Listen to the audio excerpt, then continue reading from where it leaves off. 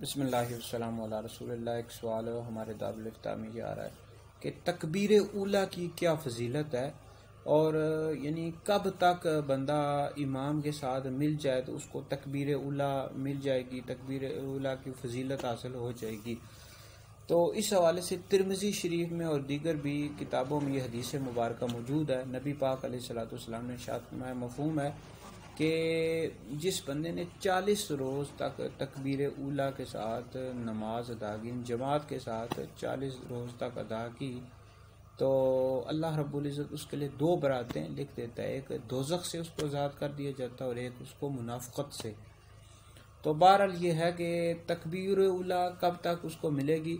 تو اگر کوئی شخص پہلی رکعت کا جو رکوع ہے امام کے ساتھ پا لیتا ہے، شامل ہو جاتا ہے، تو اس کو تکبیر اولیٰ کی فضیلت حاصل ہو جائے گی۔